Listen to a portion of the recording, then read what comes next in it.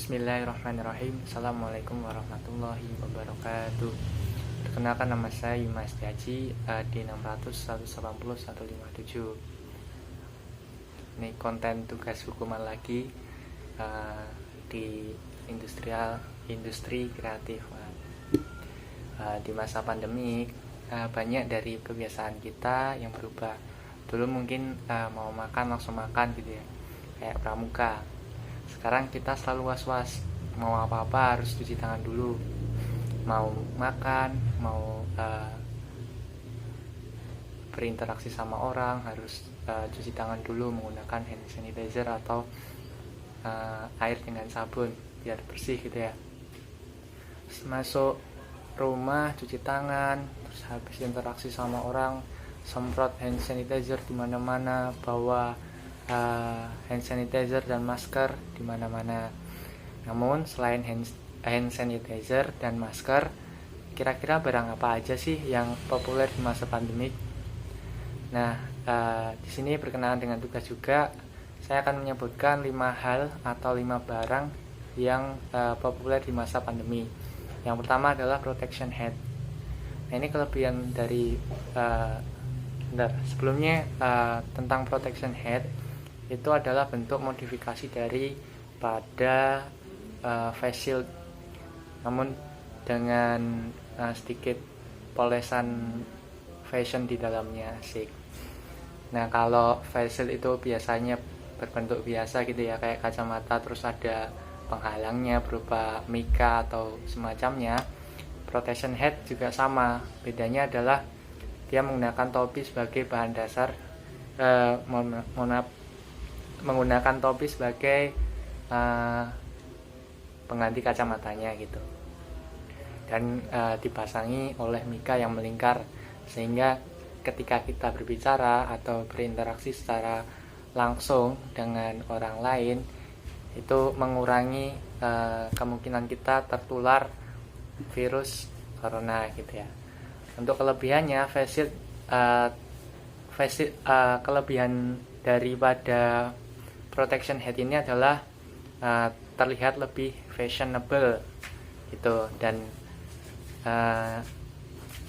protection hat ini sering digunakan di acara yang menghibur seperti di televisi atau untuk kebutuhan entertainment lainnya. Nah, kekurangan dari protection hat ini tentu saja karena protection hat ini dibuat lebih ke arah fashion, sehingga dalam fungsinya tidak tercapai secara maksimal. Ya, karena tidak seutuhnya dari bagian muka atau bagian hidung dan lain sebagainya itu masih terdapat celah-celah udara yang memungkinkan virus itu untuk masuk ke dalam gitu. Menginjak barang. Yang kedua itu ada no touch tool. Nah, alat ini digunakan untuk meminimalisir kita kontak langsung dengan benda-benda atau fasilitas umum.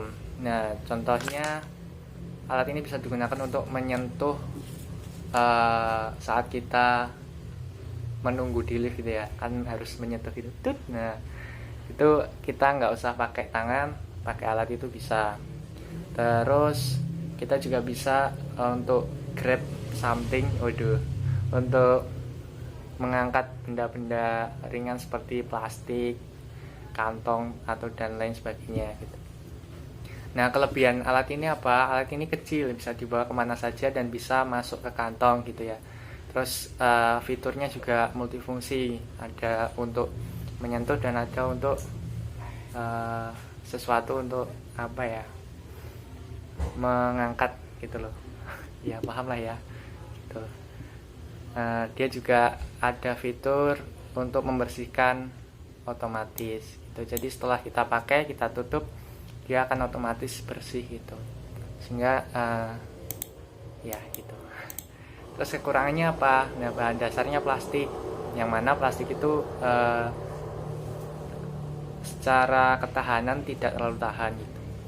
Nah, tidak dapat untuk mengangkat benda yang dengan beban yang berat, karena kalau kita gunakan pakai mengangkat benda-benda yang berat, dikhawatirkan si alatnya tidak bisa menahan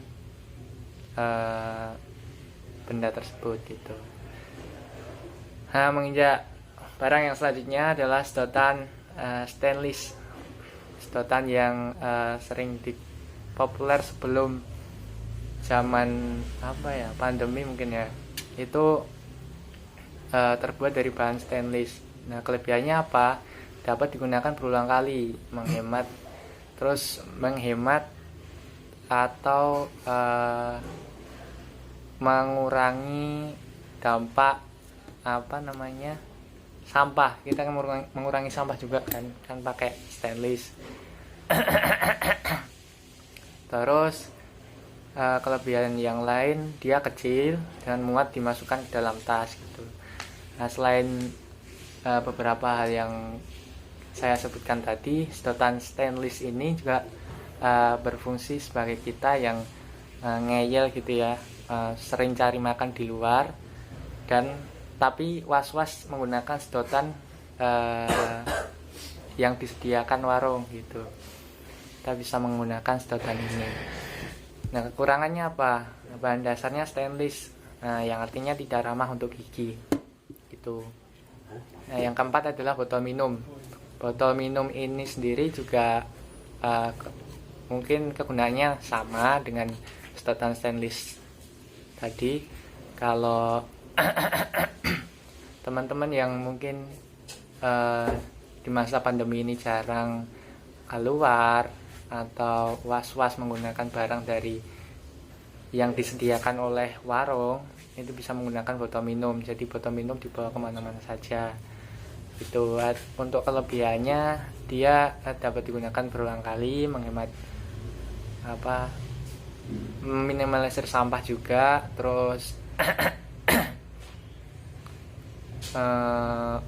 dapat menahan panas yang cukup lama gitu ya, dan harganya juga relatif murah.